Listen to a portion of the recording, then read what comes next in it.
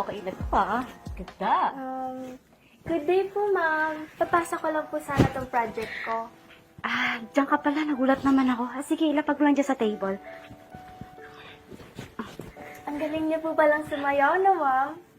Papalipas oras ka lang to habang naka-break.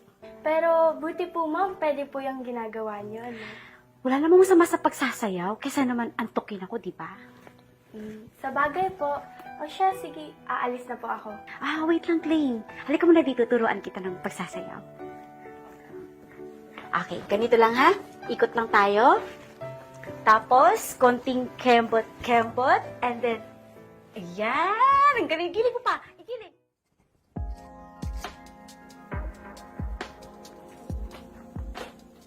Ang galing naman. Hoy, ano mga pinagagawa mo dyan? Ano yung mga seser mong ganyan? Alaswa-laswa? Mami, wala naman po akong ginagawa.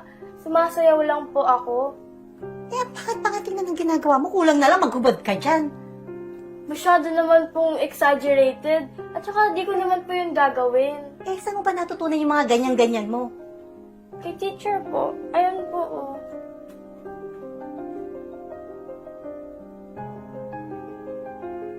Teacher mo yan? Eh, bakit sumasayaw ng ganyan? Ang laswa, tapos sa school pa. Ano ba yan? Bumalik ka na nga sa kwarto mo at mag-aral ka doon. Kung ano mga pinaggagawa mo. Sorry po, Mami. At bukas na bukas rin kakausapin ko yung teacher mo. Pupunta ako sa school.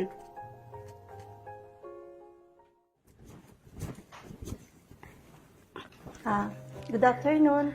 Kayo po ba si Miss Villanueva, right? Yes po, ma'am. Sige po, upo mo muna kayo. Ano pong sa atin, ma'am? Mami po ako ni Clean. Ganito po kasi yun. Nakita ko po kasi yung anak ko na sumasayaw ng Talk Pick Up. At ang sabi niya, ginagaya daw po niya kayo. Opo, mami. Napanood niyo po ba? Diba ang galing ko? Ma'am, hindi naman po sa pagmamalinis, no?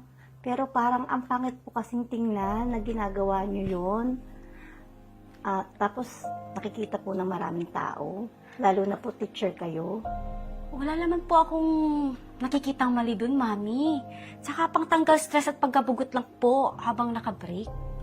Pero ma'am, ang pangit po kasi nga may padila-dila pa kayo. Tapos yung kembot nyo, hindi po talaga magandang tingnan. Mami, for entertainments lang po yun. Wala naman pong mali siya dun. Ma'am, sa halip po kasi na magandang asal yung nakikuha ng mga bata, yung paggiling niyo po sa harap ng maraming tao ang nakikita nila.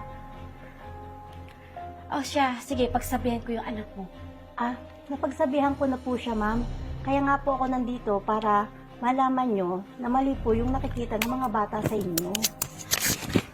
Okay, ma'am. Salamat po sa pag-remind niyo, ha? Pero sana sa susunod, huwag na tayong makialam, ha? Ma'am, hindi naman po sa pangingialam. Gusto ko lang po malaman nyo na hindi po maganda talagang tingnan. Kasi po, nakikita kayo ng mga estudyante at saka ginagaya po niya kayo. Wala namang masama sa pagsasayaw, di ba? Pakialamera ka? Sabi ko naman po, ma'am, ayos lang po. Malaswalang talaga yung sayaw nyo. Sige po, paulit-ulit na lang tayo dito At umiinit na rin po yung ulo nyo. Ewan ko sa'yo, sinira mo ang araw ko. Excuse me. Yes, Mr. Valencia? Miss Villanueva, kinabibigay pala ni Madam Principal. Thank you. Yung urgent daw. By the way, napanood ko yung mga video mo sa Toktik Sexy mo dun Galing mo pala sumayaw. Baka pwede tayong mag-Toktik sa kwarto ko. Mayami mo Anong pinagsasabi mo? Wala kang galang sa kapwa-teacher mo, Ang bastos. Umalis ka na nga dito. Basta, kita tayo sa Toktik Bye. Gusto nyo ng respeto, pero malalaswang pagsasayaw ang ginagawa nyo online.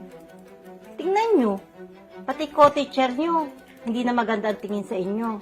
At Anong kasunod niyan? Estudyante. Sa susunod po, ma'am, sana po, bago kayo mag-post sa social media, pag-isipan niyo po munang mabuti. Paano po yan? Aalis na po ako. Salamat po.